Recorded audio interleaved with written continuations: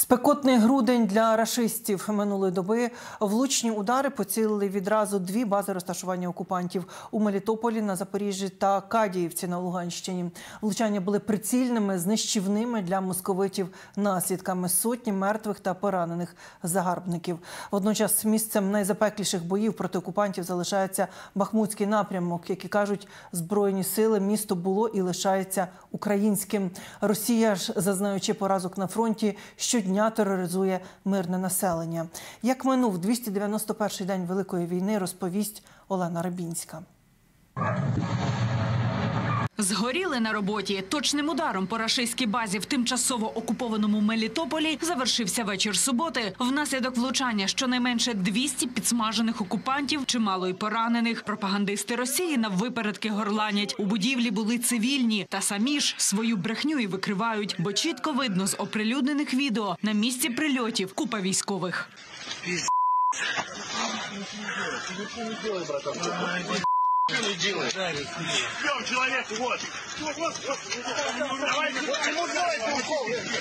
Базу московити облаштували в будівлі християнської церкви. Приміщення розтрощене вщент. Це добре видно вже на ранковому відео з місця влучання. За інформацією міського голови Івана Федорова, поранених везуть одразу до лікарень Криму, адже в Мелітопольських уже бракує місць. Та не всі швидкі доїздять до шпиталів. Частина відразу до моргів. Спекотний грудень для рашистів продовжився і у тимчасово окупованій Кадіївці на Луганщині. Рашисти самі в шоці від прильотів і свої емоції навіть не приховують. Вот она, ночка. А ночка ей-ей, блядь, сегодня.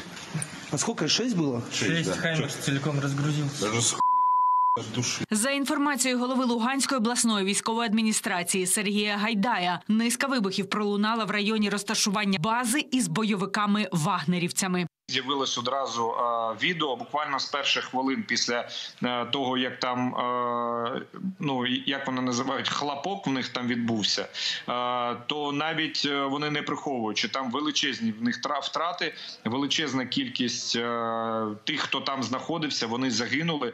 І ми ж розуміємо, що медицина в них не на належному рівні. Я впевнений, що з тих, кому вдалося вижити, 50% – це мінімум, вони помруть до того, як їм нададуть медичну допомогу. Тому що навіть в нас на Луганщині вони покрали обладнання, і зараз проблема в тому, що з передової поранених треба везти аж в Луганськ для того, щоб їх там рятувати. Багато не доїжджає. Водночас однією з найгарячіших точок на фронті залишається Бахмут та цей напрямок. Росія стягує сили до міста і намагається штурмувати прилеглі села. ЗСУ відбивають атаки ворога та ламають плани московитів. Військовослужбовці 93-ї бригади «Холодний Яр» розповіли про ситуацію в місті і вкотре нагадують – Бахмут український і так і буде. Бахмут – це Україна. Бахмут стоїть, Бахмут тримається. Орки його не візьмуть. Як би вони там не хотіли, в пабліках не писали. Зайшли, забігли, нікуди ви не зайшли, нікуди ви не зайдете. І Бахмут ви ніколи не візьмете.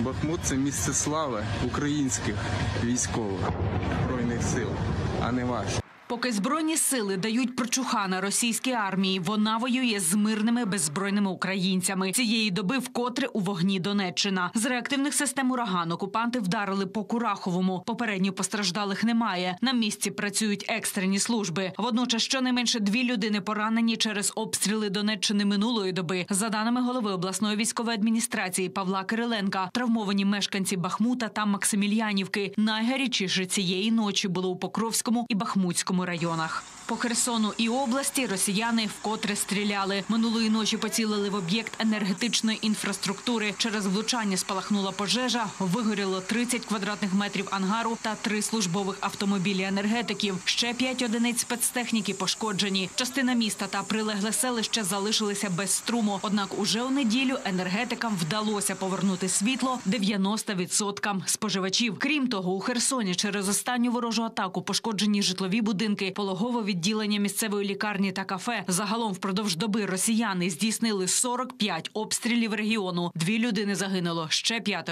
поранені. Понад 50 снарядів із російських градів та важкої артилерії прилетіли по Дніпропетровщині. Як повідомив голова обласної військової адміністрації Валентин Резніченко, 6 разів окупанти накривали Нікопольський район. У самому Нікополі понівечені з десяток приватних будинків та господарчих споруд, а також адміністративні та офісні будівлі. У Червоно-Григорівській громаді побиті 15 приватних будинків, 50 сонячних панелей, декілька господарчих споруд та автівок, а ще газопроводи та лінії електропередач. Без світла та води залишилися 3 села. Люди не постраждали. Харківщина знову у російському терористичному вогні. Під час обстрілу села Підлиман тяжко поранили 60-річного чоловіка. Крім того, минулої доби окупанти обстріляли Куп'янський, Чугуївський, Ізюмський та Харківський райони. У Куп'янську москолота поцілила в гараж і автомобіль на території приватної садиби. Спалахнула пожежа. Рятувальники її оперативно загасили. Минулося без жертв. А от де цифри втрат тішать, то це в окупантів на українській землі. Загалом від 24 лютого сили оборони здолали 94 140 російських військових. 50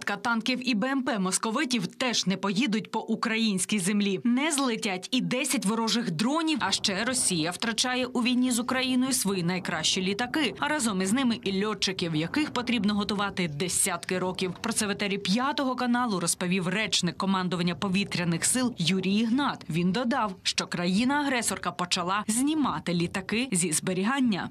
Вони втратили найкращі літаки, ті, що в них були, це літаки Су-34 багато було збито, Су-30 багато, так, Су-35 були не так багато, але було, так, і, власне, Су-24, Су-25, це я взагалі мовчу, дійсно, бо Су-25 надзвичайно багато вони втратили, а також дуже багато втратили К-52, так, це ті втрати, які дуже болючі для Росії, а крім втрат авіаційних, це і льотний склад, це екіпажі, які готувати треба десятки років. Поки рашисти продовжують втрачати озброєння, силу духу та натхнення поповнюють українці. Вкотре лідер гурту «Океан Ельзи» Святослав Вакарчук несподівано влаштував концерт. Цього разу просто на залізничному вокзалі у Києві.